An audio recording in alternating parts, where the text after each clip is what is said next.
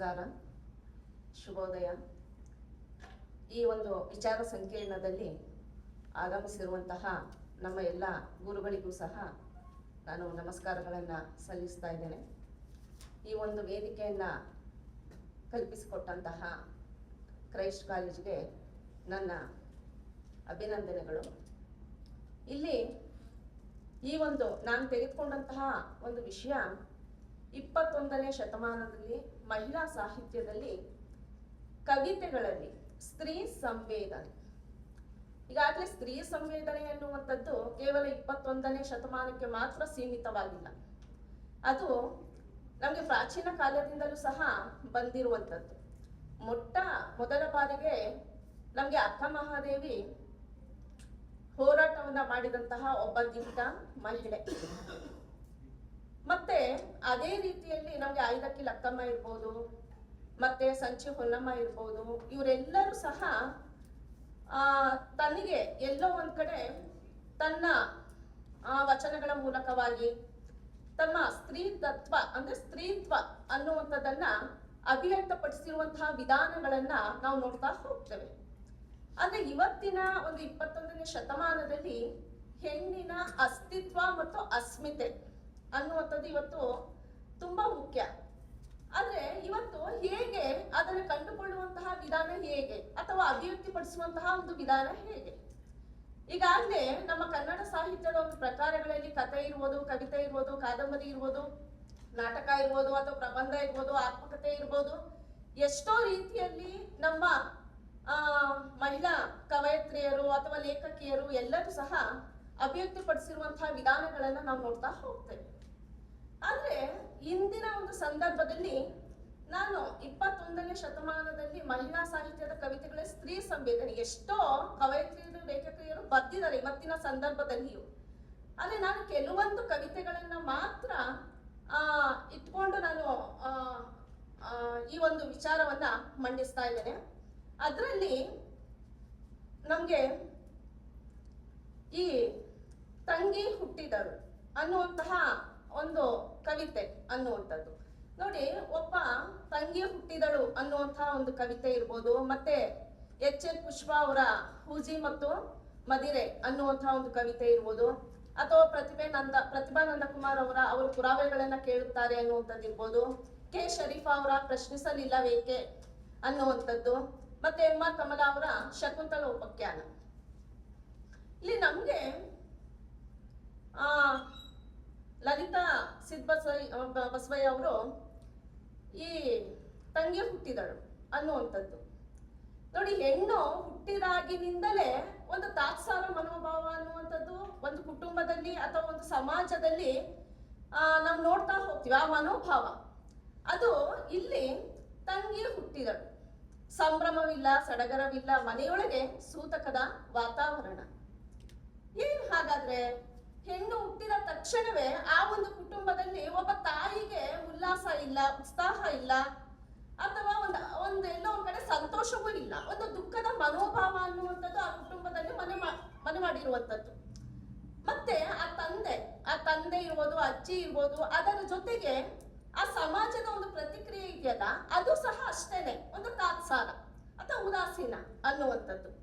ಮನೆಯಲ್ಲಿ ಎಲ್ಲೋ ಒಂದ್ ಕಡೆ ಸಂಭ್ರಮ ಮಾಯ ಹೋಗ್ಬಿಟ್ಟಿದೆ, ಒಂದು ಸೂತಕದ ಒಂದು ವಾತಾವರಣ ಅನ್ನುವಂಥದ್ದು ಬಂದಿದೆ ನೋಡಿ. ಮತ್ತೆ ಅಲ್ಲಿ ಇನ್ನೊಂದು ಹೇಳ್ತಾರೆ, ಆಶೆಯಂತೆಯ ಬತ್ತಿ ಹೋಗಿದೆ ಎದೆ ಹಾಲು ಹಡೆದವ ಕೊರಗುಗಳು ನೋಡಿ. ಅಲ್ಲಿ ಸಂತೋಷ ಇಲ್ಲದಂತಹ ಒಂದು ಸಂದರ್ಭದಲ್ಲಿ ಆ ತಾಯಿಗೆ ಆ ಎದೆ ಹಾಲು ಬತ್ತಿ ಹೋಗುವಂತ ಸಂದರ್ಭವನ್ನ ನಮ್ಗೆ ಇಲ್ಲಿ ಹೇಳ್ತಾ ಹೋಗ್ತಾರೆ ಅನ್ನುವಂಥದ್ದು.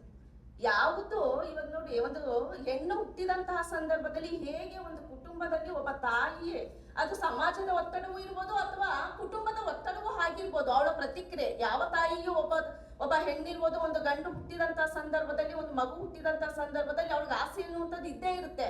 ಆದ್ರೆ ಆ ಕುಟುಂಬ ಅಥವಾ ಸಮಾಜದ ಒತ್ತಡದಿಂದಾಗಿ ಈ ರೀತಿಯಾಗಿ ಪ್ರತಿಕ್ರಿಯಿಸಿರ್ಬೋದು ಒಬ್ಬ ತಾಯಿ ಅನ್ನುವಂಥದ್ದು. ಮತ್ತೆ ಅದೇ ರೀತಿಯಲ್ಲಿ ಆ ಹೆಣ್ಣು ಹುಟ್ಟಿದೆ ಅಂತ ಅಂದಿದ ತಕ್ಷಣ ಆ ತಂದೆ ಆ ಜೋಲಿಯನ್ನ ಅಥವಾ ತೊಟ್ಟಿಲು ಅಥವಾ ಜೋಲಿಯನ್ನ ಅಲ್ಲಿ ಕಟ್ಲಿಕ್ಕೆ ಒಂದು ಮೊಳೆಯೂ ಸಹ ಇಲ್ಲ, ಅಂದ್ರೆ ಹುಡುಕಾಡುವಂತ ಒಂದು ಪ್ರಯತ್ನವನ್ನ ನಾವಿಲ್ಲಿ ನೋಡ್ತಾ ಹೋಗ್ತೀವಿ.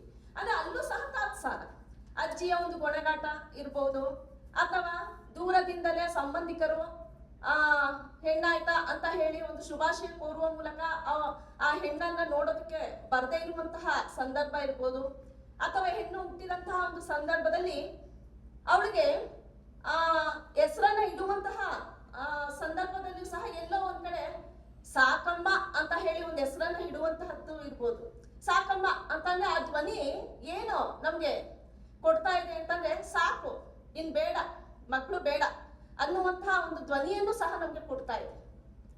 ನೋಡಿ, ಹೀಗೆ ಈ ಒಂದು ಕವಿತೆ ನಮ್ಗೆ ಹೆಣ್ಣಿನ ಒಂದು ಹೆಣ್ಣು ಹುಟ್ಟಿದ ತಕ್ಷಣ ಹೇಗೆ ಅವಳು ಒಂದು ಕಷ್ಟಕ್ಕೆ ಒಳಗಾಗ್ತಾ ಹೋಗ್ತಾಳೆ ಅನ್ನುವಂಥದ್ದು ಈ ಒಂದು ಕವಿತೆ ಹೇಳ್ತಾ ಹೋದ್ರೆ, ಮತ್ತೆ ಇನ್ನೊಂದು ನಮ್ಗೆ ಎಚ್ ಎಲ್ ಪುಷ್ಪ ಅವರ ಪೂಜೆ ಮತ್ತು ಮದಿರೆಯಲ್ಲಿ ಒಂದು ಈ ಮೊಗದರಸರ ಒಂದು ದರ್ಬಾರಿನಲ್ಲಿ ನರ್ತಿಸ್ತಿರುವಂತಹ ಒಬ್ಬ ಹೆಣ್ಣು ಮಗಳ ಅಥವಾ ಒಂದು ನರ್ತಕಿ ಅಂತರಂಗದ ಒಂದು ತುಡಿತ ಅಥವಾ ತಲ್ಲಣಗಳನ್ನ ಅವ್ರು ಹೇಳ್ತಾ ಹೋಗುತ್ತೆ.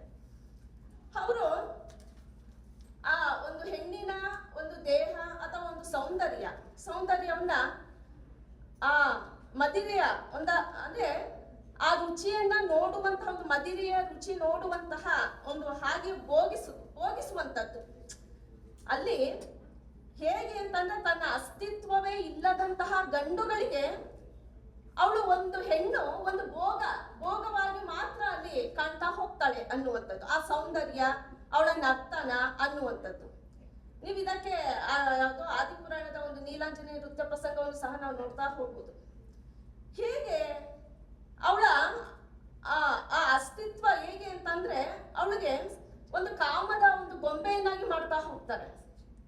ಮನದ ಒಂದು ವಸ್ತ್ರವನ್ನ ತೊಡುವಂಥದ್ದಿರ್ಬೋದು, ತೋಳು ಬಂದಿಯನ್ನ, ಕಾಲಿನ ಕಡಗವನ್ನ ಒಂದು ಕಾಮದ ಒಂದು ಗೊಂಬೆಯನ್ನಾಗಿ ಅಲಂಕಾರವನ್ನಾಗಿ ಮಾಡಿ ಅವಳ ಸೌಂದರ್ಯವನ್ನ ಸವಿಯುವಂಥದ್ದನ್ನ ನಾವಿಲ್ಲಿ ನೋಡ್ತಾ ಹೋಗ್ತೀವಿ. ಇಲ್ಲಿ ಒಬ್ಬ ಹೆಣ್ಣು ತನ್ನ ತನವನ್ನೇ ಕಳ್ಕೊಳ್ಳುವಂತಹದ್ದನ್ನು ಸಹ ಈ ಕವಿತೆ ನಮ್ಗೆ ಹೇಳ್ತಾ ಹೋಗುತ್ತೆ. ಕೊನೆಗೆ ಅವ್ರು ಹೇಳ್ತಾರೆ ಏನು ಅಂತಂದ್ರೆ, ತನ್ನ ಪಾದಗಳ ಸುತ್ತ ಯಾಕೆ ಈ ಚಕ್ರ ಬಂದ, ಈ ವೃತ್ತದೊಳಗಿನ ಚಿತ್ರದ ಬೊಂಬೆಗೆ ಮುಕ್ತಿ ಎನ್ನುವುದಿದೆಯೇ, ಯಾ ಅಲ್ಲ ಯಾ ಹುದ, ಉತ್ತರವಿದೆಯೇ ನನಗೆ. ಇಂತಹ ಒಂದು ದಿಟ್ಟ ಒಂದು ಪ್ರಶ್ನೆಯೊಂದಿಗೆ ಈ ಕವಿತೆ ನಮ್ಗಿಲ್ಲಿ ಕೊನೆಗೊಳ್ಳುತ್ತೆ.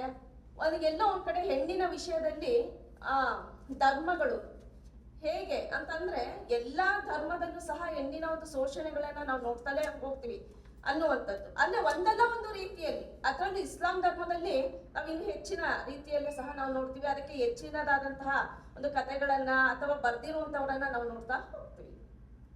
ಕೊನೆಗೆ ಆ ಹೆಣ್ಣಿನ ಒಂದು ಸೌಂದರ್ಯ ಮತ್ತು ಆ ಮದಿರೆಯ ಹಾಗೆ ಒಂದು ನಶೆ ಕೊಡುವಂತಹ ಒಂದು ವಸ್ತು ಅಂತ ಹೇಳಿ ನಮ್ಗೆ ಹೇಳ್ತಾರೆ. ಮತ್ತೆ ಈ ಚರಿತ್ರೆಯಲ್ಲಿ ಹೆಣ್ಣಿನ ಅಂತರಂಗದ ಭಾವನೆಗಳಿಗೆ ಬೆಲೆಯೇ ಇಲ್ಲ ಅನ್ನುವಂಥದ್ದನ್ನು ಸಹ ಈ ಕವಿತೆ ಕೊಡ್ತಾ ಹೋಗುತ್ತೆ. ಮತ್ತೆ ನಮ್ಗೆ ಪ್ರತಿಭಾ ನಂದಕುಮಾರ್ ಅವರು ಪುರಾವೆಗಳನ್ನ ಕೇಳುತ್ತಾರೆ. ಪುರಾವೆ ಪ್ರತಿಯೊಂದು ಸಹ ಪುರಾವೆಗಳನ್ನ ಕೇಳುವಂತಹ ಒಂದು ಮನಸ್ಥಿತಿಯನ್ನ ನಾವು ನೋಡ್ತಾ ಹೋಗ್ತೀವಿ. ಪ್ರತಿಯೊಂದಕ್ಕೂ ಸಾಕ್ಷಿಯನ್ನ ಕೇಳುವಂಥದ್ದು ಇರ್ಬೋದು. ಒಬ್ಬನ ಹೆಂಡತಿ ಅಂತ ಹೇಳಿದಾಗ ಅಲ್ಲಿ ಹೇಳ್ತಾರೆ, ಎಲ್ಲರಿಗೂ ಪುರಾವೆಯನ್ನ ಕೇಳುತ್ತಾರೆ.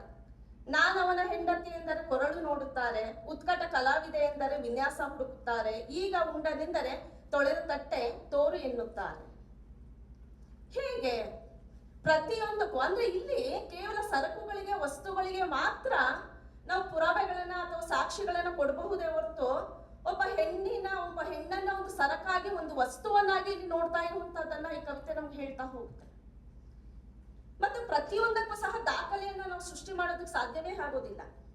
ಯಾಕೆ ಅಂತಂದ್ರೆ ನೀನು ಬೇರೆದಕ್ಕೆಲ್ಲ ದಾಖಲೆ, ಹೌದು ನಾನು ನಿನ್ನ ಹೆಂಡತಿ ಅಂತ ಬೇಕಾದ್ರೆ ತಾಲಿ ತೋಡ್ಸ್ಕೊಳ್ಳೋದು, ಆದ್ರೆ ನಿನ್ನ ಜೊತೆಗೆ ಇರುವಂತಹ ಕಾಲ ಕಳೆಯುವಂತಹ ಒಂದು ಆಲಿಂಗನ ಇದೆಯಲ್ಲ, ಅದಕ್ಕೆ ನೀನು ಪುರಾವೆಯನ್ನ ಕೊಡೋದಕ್ಕೆ ಸಾಧ್ಯ ಆಗುತ್ತಾ? ಹಾಗಾದ್ರೆ ಸಾಧ್ಯ ಆಗೋದಿಲ್ಲ ಅನ್ನುವಂತಹ ಒಂದು ಸ್ತ್ರೀ ಸಂವೇದನೆಯ ಒಂದು ನೆಲೆಯಲ್ಲಿ ನಮ್ಗೆ ಇಲ್ಲಿ ಪ್ರಶ್ನೆಯನ್ನ ಮಾಡ್ತಾ ಹೋಗ್ತಾರೆ ಕವಿಯತ್ರಿಯವರು. ಆಲಿಂಗದ ಒಂದು ಸುಖಕ್ಕೆ ನಾವು ಪುರಾವೆ ಕೊಡೋದಕ್ಕೆ ಸಾಧ್ಯವೇ? ಆ ಭಾವನೆಗಳಿಗೆ ನಾವು ಪುರಾವೆ ಕೊಡೋದಕ್ಕೆ ಸಾಧ್ಯವಾಗುತ್ತಾ? ಎಲ್ಲೋ ಒಂದ್ ಕಡೆ ಆ ಆಲಿಂಗನ ಸಂಭ್ರಮ ಅನ್ನೋದಕ್ಕೆ ನಾವು ಪುರಾವೆ ಕೊಡೋದಕ್ಕೆ ಸಾಧ್ಯಕ್ಕಿಲ್ಲ. ಅದಕ್ಕೆ ಒಂದು ಮೌನ ಅಷ್ಟೇ, ಮೌನ ಸಮ್ಮತಿ ಅನ್ನೋದೇ ನಮ್ಗಿಲ್ಲಿ ಹೇಳ್ತಾ ಹೋಗ್ತಾರೆ.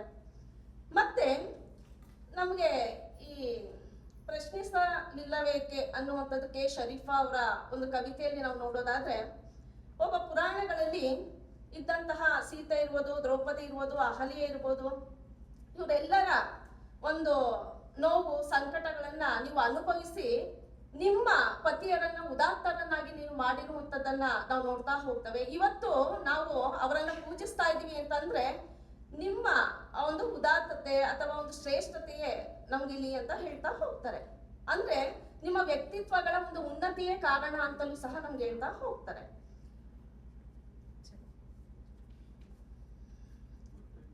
ಹೀಗೆ ಇಲ್ಲಿ ನಮ್ಗೆ ಹೇಳ್ತಾರೆ, ಚಂದ್ರಮತಿ ಹರಿಶ್ಚಂದ್ರನನ್ನ ಹರಿಶ್ಚಂದ್ರ ತಮ್ಮ ಮಾತನ್ನ ಉಳಿಸ್ಕೊಳ್ಳೋದಕ್ಕೋಸ್ಕರವಾಗಿ ತನ್ನ ಹೆಂಡತಿ ಮಕ್ಕಳನ್ನ ಸಂತೆಯಲ್ಲಿ ಹರಾಜು ಹಾಕುವಂತಹ ಒಂದು ಸಂದರ್ಭ. ಅಲ್ಲಿ ನೀನು ಮೂಕವಾಗಿ ಪ್ರಾಣಿಯಾಗಿ, ಅಂದ್ರೆ ಮೂಕ ಪ್ರಾಣಿಯ ಹಾಗೆ ನೀನು ನಿಂತ್ಕೊಂಡಿದ್ದೆಲ್ಲ, ಯಾಕೆ ನೀನು ಪ್ರಶ್ನೆ ಮಾಡ್ಲಿಲ್ಲ? ಅಂದ್ರೆ ಇವತ್ತಿನ ಸಂದರ್ಭದಲ್ಲಿ ಪ್ರಶ್ನೆ ಮಾಡ್ಬೇಕು ನೀನು ಅನ್ನುವಂತಹ ಮನೋಭಾವವನ್ನ, ಒಂದು ವೈಚಾರಿಕ ಪ್ರಜ್ಞೆಯನ್ನ ಬಿತ್ತುತ್ತಾ ಇರುವಂತಹ ಒಂದು ಕವನ ಇದು. ನೀನು ಪ್ರಶ್ನೆ ಮಾಡ್ಲಿಲ್ಲ ಅಂತಂದ್ರೆ ಮತ್ತೆ ಏನಾಗ್ತೀಯ, ನೀನು ಅದೇ ರೀತಿಯಲ್ಲಿ ಅಂತಂದ್ರೆ ಎಲ್ಲರ ದೌರ್ಜನ್ಯಕ್ಕೆ, ಶೋಷಣೆಗೆ ಒಳಗಾಗ್ತಾ ಹೋಗ್ತೀಯ. ನಿನ್ಗೆ ಇವತ್ತು ವಿದ್ಯೆ ಅನ್ನುವಂಥದ್ದು ಇದೆ, ಅಕ್ಷರ ಅನ್ನುವಂಥದ್ದು ಇದೆ, ನೀನು ಪ್ರಶ್ನೆಯನ್ನ ಮಾಡ್ಬೇಕು. ಸಖಿಯರೇ ಎಂತಹ ಗಂಡಂದಿರನ್ನ ಪಡೆದಿರುವಿರಿ ಇತಿಹಾಸ ಪುಟಗಳಲ್ಲಿ ಅಂತ ಹೇಳ್ತಾರೆ. ರಾಮ ಅರಸನ ಮಾತಿಗೆ ಬೆಲೆ ಕೊಟ್ಟು ತುಂಬು ಗರ್ಭಿಣಿಯನ್ನ ಅರಣ್ಯ ಪಾಲು ಮಾಡಿದಾಗಲೂ ನೀನು ಕಣ್ಣೀರು ಸುರಿಸ್ಕೊಂಡಿದ್ಯಲ್ಲ, ಯಾಕೆ ನೀನು ಪ್ರಶ್ನೆಯನ್ನ ಮಾಡ್ಲಿಲ್ಲ? ನೀನು ದೂರ್ವಾಸ ಕಟ್ಟಿಕೊಂಡ ತನ್ನ ಪತ್ನಿ ದುರ್ವ್ಯಾಸನಕ್ಕಾಗಿ ಕಟ್ಟಿಕೊಂಡಂತಹ ತನ್ನ ದ್ರೌಪದಿಯನ್ನ ಜೂಜಿಗೆ ಪಣವಾಗಿಟ್ಟಂತಹ ಈ ಧರ್ಮರಾಯನನ್ನ, ದ್ರೌಪದಿ ನೀನ್ ಯಾಕೆ ಪ್ರಶ್ನೆಯನ್ನ ಮಾಡ್ಲಿಲ್ಲ? ಯಾಕೆ ನೀನು ಪಣವಾಗಿ ಇಟ್ಟಿರೋದಕ್ಕೆ ನೀನ್ ಯಾಕೆ ಪ್ರಶ್ನೆ ಮಾಡ್ಲಿಲ್ಲ ಅನ್ನುವಂಥದ್ದನ್ನ ನಮ್ಗೆ ಹೇಳ್ತಾರೆ.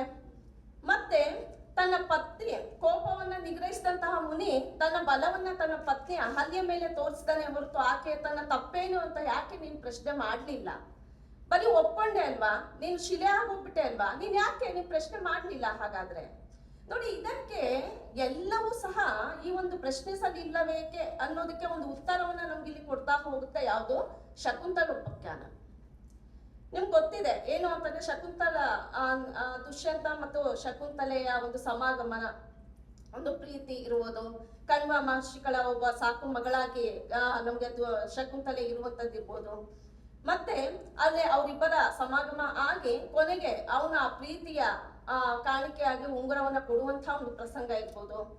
ಮತ್ತೆ ಎಲ್ಲೋ ಒಂದ್ ಕಡೆ ಮಗ್ನಳಾಗಿದ್ದಂತ ಒಂದು ಸಂದರ್ಭದಲ್ಲಿ ಈ ದೂರ್ವಾಸ ಮುನಿಗಳು ಬಂದಾಗ ಅವಳಿಗೆ ಶಾಪವನ್ನ ಕೊಡುವಂತದ್ದು ಇರ್ಬೋದು, ಎಲ್ಲವನ್ನು ಸಹ.